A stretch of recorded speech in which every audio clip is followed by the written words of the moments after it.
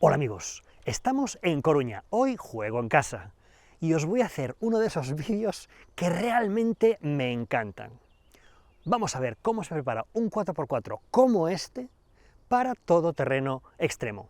Así que, si os gusta el 4x4 o tenéis curiosidad por saber cómo se construyen estos monstruos, quedaos porque el vídeo os va a encantar. ¡Empezamos! Para escoger tu próximo coche, visita quecochemecompro.com, el comparador de Diario Motor. Agradecemos a Greloland la cesión de este vehículo y su asesoría técnica a la hora de grabar este vídeo. En greloland.com son especialistas en cursos 4x4, rutas off-road, rescates y homologaciones todoterreno. Lo primero que os tengo que decir es que modificar un coche gravemente implica meterse en una cadena infinita de problemas, así que lo mejor que podéis hacer es no tocarlo. Un simple cambio de neumáticos por unos de campo, sin modificar la medida original, puede ser la forma más barata y más eficaz de mejorar el comportamiento en campo de tu coche sin meterte en ningún problema. De todas formas, si queréis saber, a pesar de esto, cómo se hace una preparación extrema, ahora mismo os lo cuento. Lo primero que tenemos que saber es para qué queremos el coche. A grandes rasgos podríamos dividir la práctica del 4x4 en tres grandes áreas. El primer tipo de usuarios serían los excursionistas, los que salen al campo a dar un paseo de vez en cuando. Ese es el que no debería tocar el coche. El segundo tipo de usuario serían los que hacen overlanding, largos recorridos por pistas y desiertos que suelen incluir llevar bastante equipo encima, tanto de camping como de rescate. Por último, estarían las preparaciones para obstáculos de alta dificultad, en las que se utilizan ruedas de gran diámetro y largos recorridos de suspensión. Este sería el caso de nuestro Nissan Patrol GR. Una vez que sabemos para qué queremos el coche, habría que definir el diámetro de rueda. Si vamos a hacer excursiones campestres de forma esporádica, lo lógico sería mantener la medida original. Si vamos a hacer overlanding, se suele mantener o incrementar muy ligeramente el diámetro de rueda. Y por último, para zonas trialeras puede ser importante o muy importante llevar ruedas de mayor diámetro que el original. Los neumáticos 4x4 suelen estar clasificados según el uso que se les va a dar, expresado mediante un porcentaje de utilización dentro y fuera de la carretera, y también según el tipo de superficie en la que van a trabajar mejor. En este caso, tenemos unos neumáticos BF Goodrich de 35 pulgadas de diámetro y específicos para barro, que es donde este coche se mueve más habitualmente. Si os fijáis en el detalle de la rueda, veréis que tiene tacos muy profundos en la banda de rodadura, para mejorar el agarre en terreno blando. Pero también tiene tacos en el flanco. ¿Para qué sirven los tacos en el flanco si no tocan el suelo? Estos tacos tienen dos funciones. La primera es conseguir agarre lateral cuando el coche está enclavado en unas roderas y la banda de rodadura no es capaz de traccionar. Moviendo el volante podremos chocar contra los lados de las roderas y traccionar con estos tacos laterales. Además, esto representa un refuerzo en el flanco del neumático que nos va a evitar también pinchazos por culpa de pellizcos o por culpa de piedras afiladas que nos toquen en el lateral. Pero volviendo al diámetro, que es la clave del asunto. Cuando incrementamos el diámetro de rueda, hay que procurar que toda la ganancia se haga en el neumático, pero no en la llanta. Con este perfil tan alto, tendremos, por un lado, mayor comodidad en campo, porque al fin y al cabo es el primer elemento de suspensión del coche, la propia flexibilidad de la goma. Y además, podremos jugar con las presiones, bajándolas, incrementando la superficie de contacto con el suelo cuando sea necesario, manteniendo un margen de seguridad con respecto a la llanta para que nunca toque el suelo. Finalmente, antes de aventurarnos a meter rueda a cualquier coche, es importante que te asegures de que los ejes van a soportar la nueva medida. De lo contrario, podríamos romper los palieres o los rodamientos del eje, por culpa del esfuerzo extra que supone mover una rueda mayor. Especialistas como Greloland te podrán indicar qué ejes aguantan hasta qué diámetro sin romperse. Pero no solo de neumáticos vive el hombre, así que parémonos un momento en la llanta. Para este tipo de neumáticos tan grandes y tan capaces de desinflarse, son altamente recomendadas las llantas tipo Bedlock, como estas.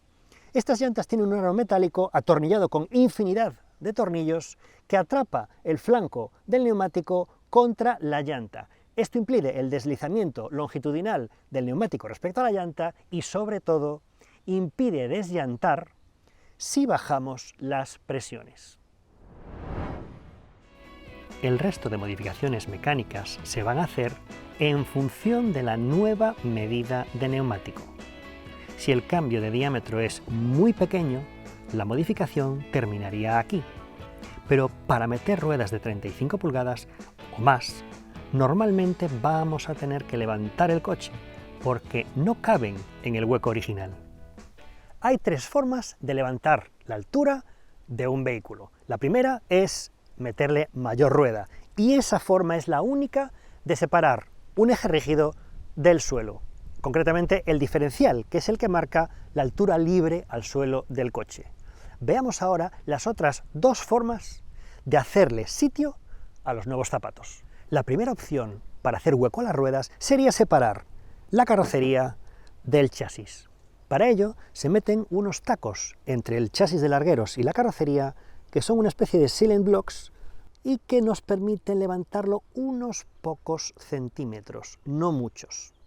La desventaja que tiene este sistema es que la palanca de cambios, que va unida a la caja de cambios, cuando separemos la carrocería se nos va a hundir dentro del habitáculo, lo cual puede ser bastante incómodo. También el volante podría sufrir un ligero cambio en el ángulo de la dirección, porque también va unido a la dirección que está en el chasis. A cambio, este sistema mantiene el centro de gravedad lo más bajo posible, porque el chasis sigue en su posición original y solo levantamos la carrocería, que es lo más ligero. Y además mantiene intactas todas las geometrías de la suspensión y mantiene intacta la distancia entre ejes. La tercera forma de meterle más altura al coche sería la más obvia: subir la suspensión. Para ello meteríamos unos muelles más grandes y unos amortiguadores acordes con el nuevo recorrido. ¿Cuánto hay que subir el coche? En mi opinión, hay que subirlo lo mínimo imprescindible para que la rueda vaya cómoda dentro del paso de rueda, no más. ¿Por qué no subirlo más? Porque al subirlo demasiado estamos haciendo el coche más inestable y estamos cambiando demasiado la geometría de los ejes respecto al chasis. Concretamente, si tenemos ejes rígidos, al subir la suspensión estaremos acortando la distancia entre ejes. Vamos a ver por qué. Los auténticos 4x4 suelen tener al menos en la parte trasera un eje rígido. En este caso tenemos doble eje rígido.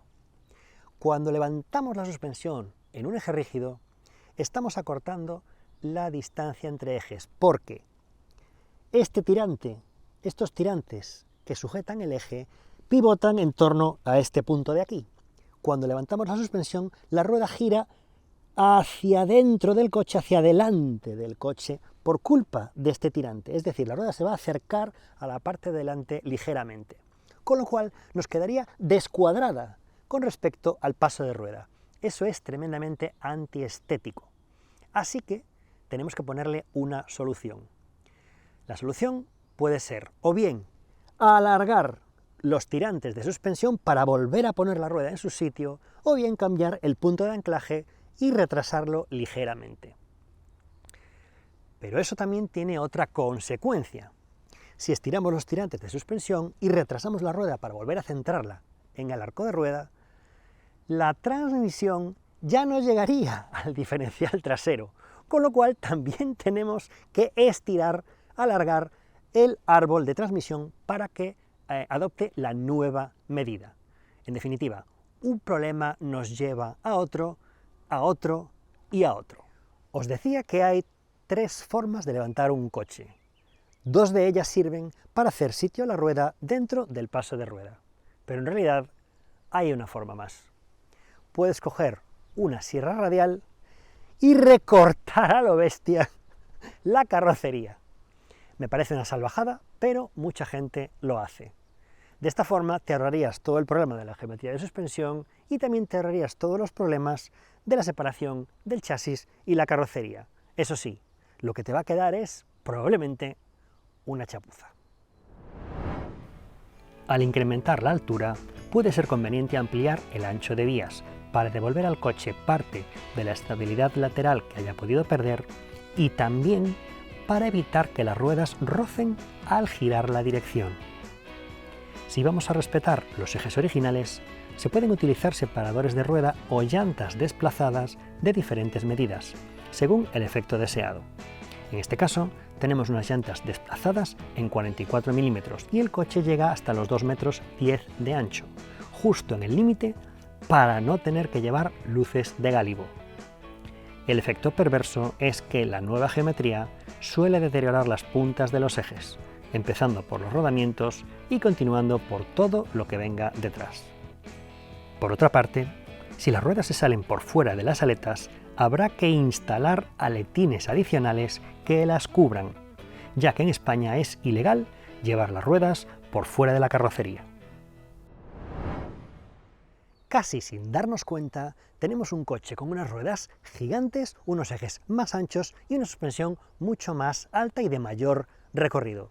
Esto va a cambiar las geometrías y las palancas con las que el coche estaba calculado de fábrica. Por lo tanto, probablemente se va a romper por algún sitio. Vamos a ver qué refuerzos le podemos meter para evitar todas las averías que se van a derivar de estas modificaciones. Para sujetar lateralmente los ejes se utilizan las barras Panhard, que en este caso han sido reemplazadas por otras más robustas. Normalmente, las barras estabilizadoras originales ya no nos van a servir con la nueva geometría. Mucha gente las quita directamente, sacrificando totalmente el comportamiento en carretera. Y otros, como es este caso, las redimensionan y reposicionan para que sigan haciendo su trabajo. Con ruedas más pesadas, la dirección va a sufrir.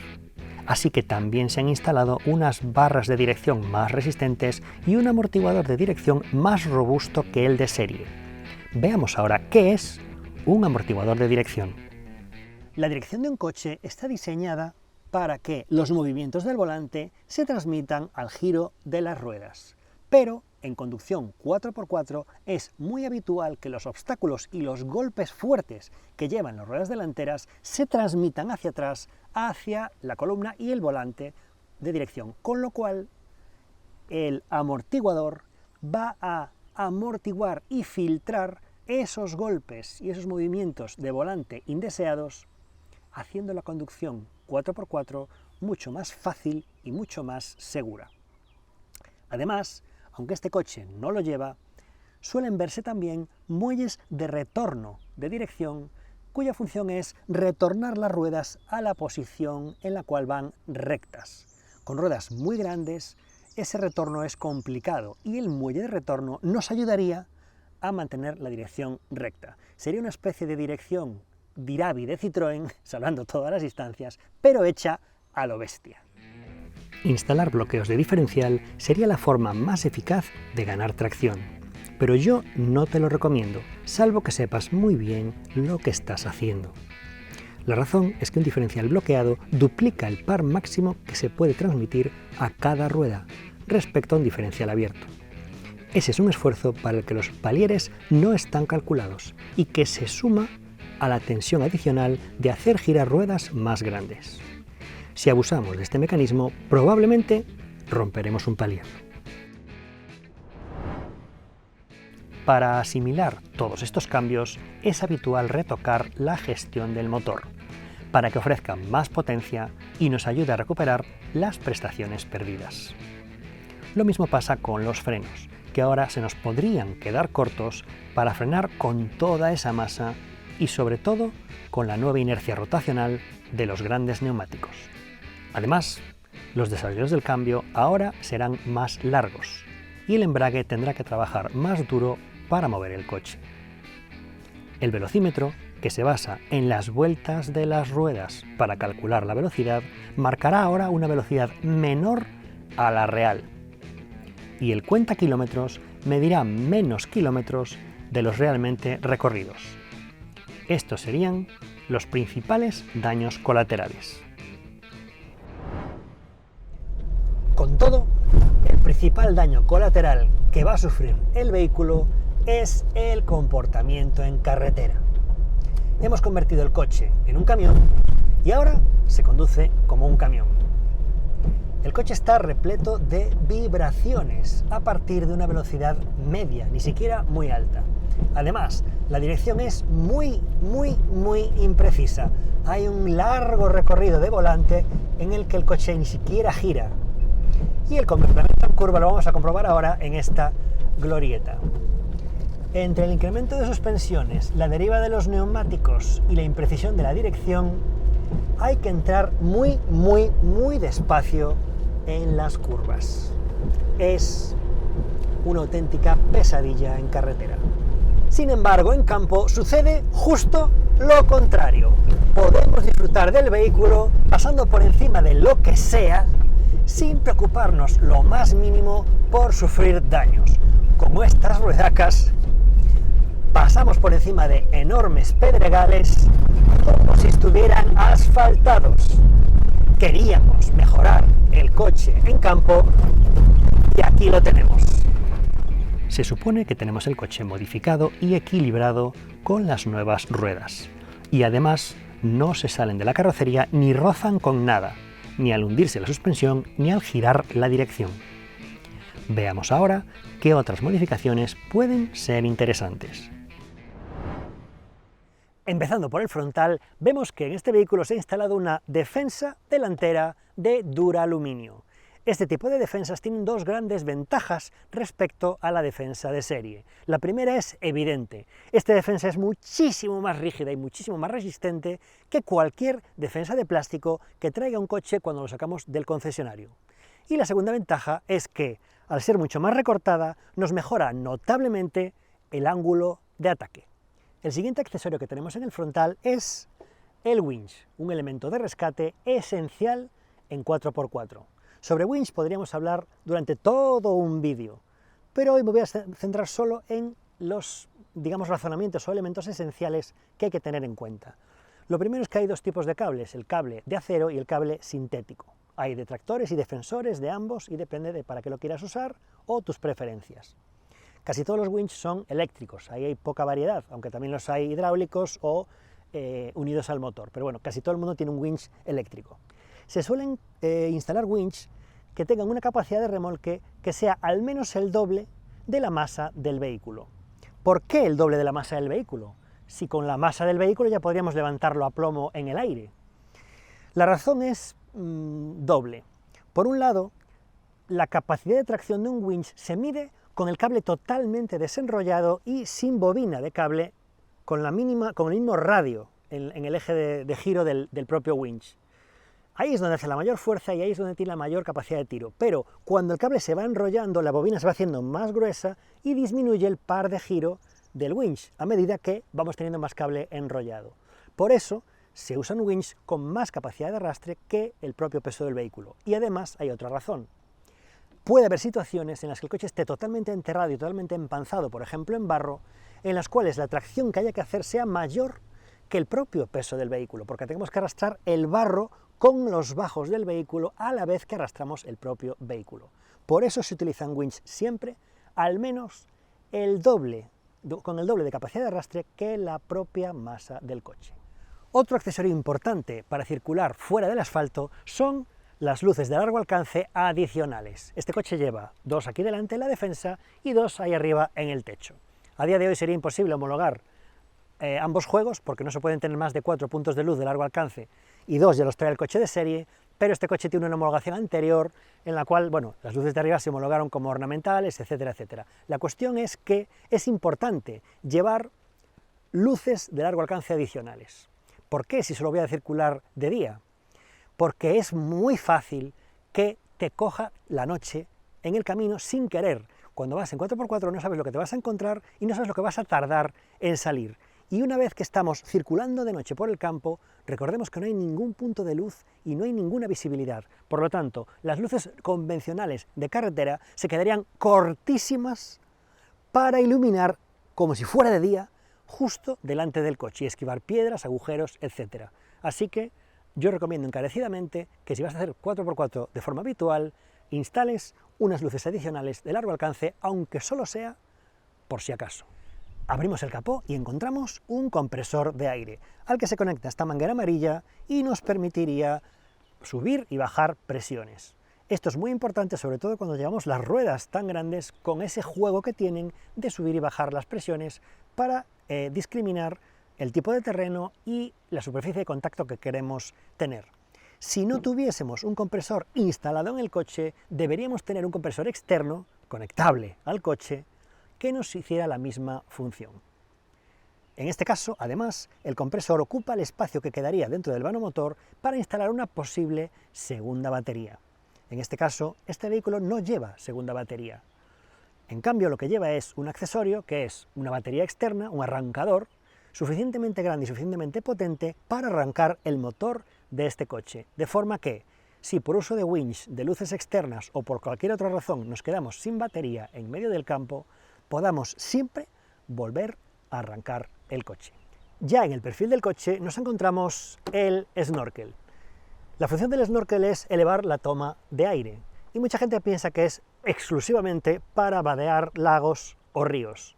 Efectivamente, esa función existe y esto facilita que nunca nos entre agua en el motor, suponiendo que todos los conductos estén perfectamente sellados dentro del motor y no solo tengamos este tubo aquí instalado.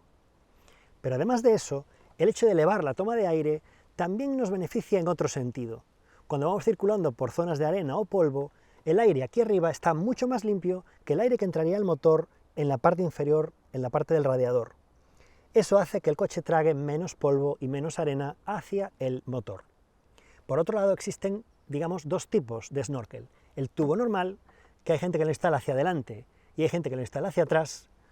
Hay escuelas de todos los tipos y gustos, de todos los colores.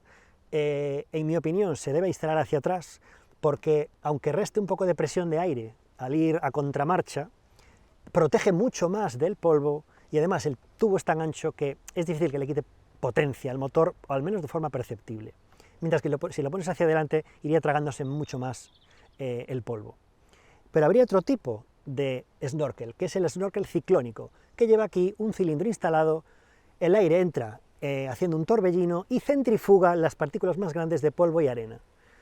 En este caso no es ciclónico, pero si lo fuera, nos ayudaría muchísimo si vamos sobre todo por zonas de polvo y arena. Ahí es donde el ciclónico tiene más sentido. Y además también nos proporciona una toma de aire alta y nos valdría igual para vadear un río.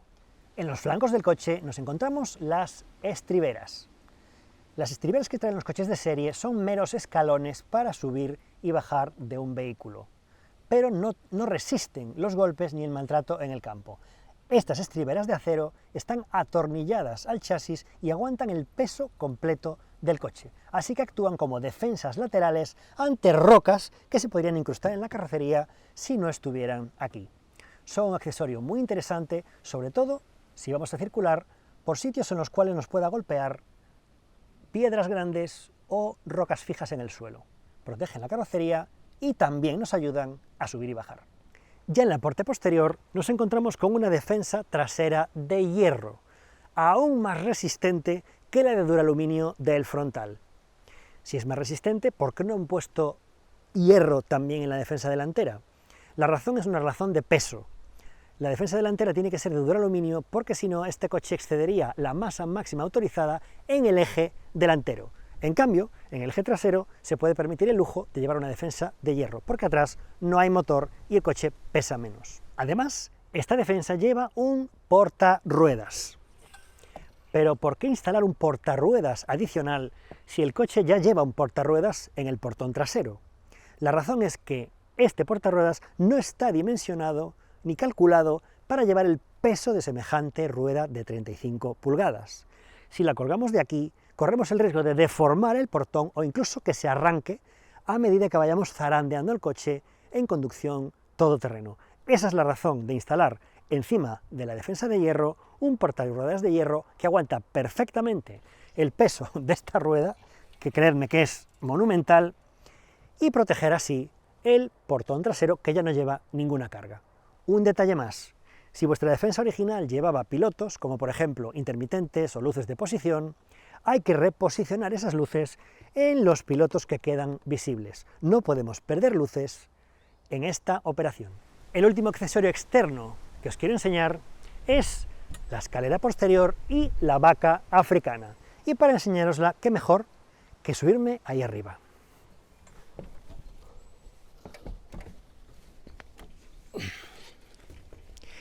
Este tipo de vacas son muy habituales cuando practicamos overlanding, porque los vehículos tienen que llevar una gran cantidad de material de rescate y una gran cantidad de material de supervivencia y de camping, así que muchas veces no cabe dentro del coche. Mi consejo sería llevar aquí arriba lo menos posible, los elementos menos voluminosos y menos pesados que podamos poner aquí arriba. Todo lo que vaya dentro de la carrocería irá mucho mejor y mantendrá el centro de gravedad lo más bajo posible. Si metemos aquí muchísimo peso, el coche podría desestabilizarse, porque el peso en el techo es el peor sitio en el que lo podemos poner. Y además, cuanto mayor volumen de carga tengamos aquí arriba, el coche tendrá mayor superficie frontal, mayor resistencia y peor coeficiente aerodinámico. Así que, si instaláis una vaca, que sea solo si es estrictamente necesario, porque os hace falta el sitio, y meter arriba lo menos y lo más ligero que tengáis. Otro detalle que se suele incluir en este tipo de coches es un interruptor de desconexión de los frenos ABS. El ABS, cuando el agarre es nulo en las 4 ruedas, puede llegar a impedir por completo la frenada, así que puede haber situaciones en las que compense arriesgarse a bloquear las ruedas con tal de reducir algo la velocidad y mantener el máximo control posible del coche. En esos casos, el ABS puede ser más un obstáculo que una ayuda y puede ser conveniente desconectarlo. En asfalto siempre lo llevaríamos conectado. Entramos finalmente en el proceloso mundo de las homologaciones. Algunas reformas se pueden resolver en la ITV, con un certificado de instalación de taller, como por ejemplo una bola de remolque. Las reformas de poca importancia requieren el certificado de taller y un informe de conformidad de un laboratorio autorizado por industria, como por ejemplo la instalación de unas luces de largo alcance. Las reformas de importancia, aparte del certificado de taller y del informe de laboratorio, requieren también un proyecto técnico, que incluye una declaración responsable y un certificado final de obra. Además de todo esto, podrían ser necesarios ensayos de frenada y dirección, pero esto depende del modelo que estemos modificando y la entidad de las reformas que le hayamos hecho. El precio de todo esto, si vamos a máximos, llegaría a los 1.500 euros, solo para resolver los papeles de la homologación. Para cerrar este vídeo me gustaría hacer 3 reflexiones. La primera es que antes de tocar un coche te lo pienses muy bien, y si lo haces, lo toques lo menos posible. Ya habéis visto la cadena de problemas que se deriva de un simple cambio en el diámetro de ruedas. La segunda reflexión es que toda decisión de diseño es una decisión que establece una relación de compromiso. Lo que ganas por un lado, lo pierdes por otro. En este caso, lo que ganas en campo, lo pierdes en asfalto. Y la tercera reflexión: si a pesar de todo decides hacer algo así con tu coche, ponte antes de empezar en manos de especialistas que lo hayan hecho muchas veces y que sepan adelantarse a todos los problemas y a las homologaciones que se pueden derivar de cualquier modificación. Si te ha gustado el vídeo, por favor, dale a me gusta, suscríbete al canal y activa la campanita para que lleguen las alertas de todos nuestros vídeos. Nos vemos en la próxima.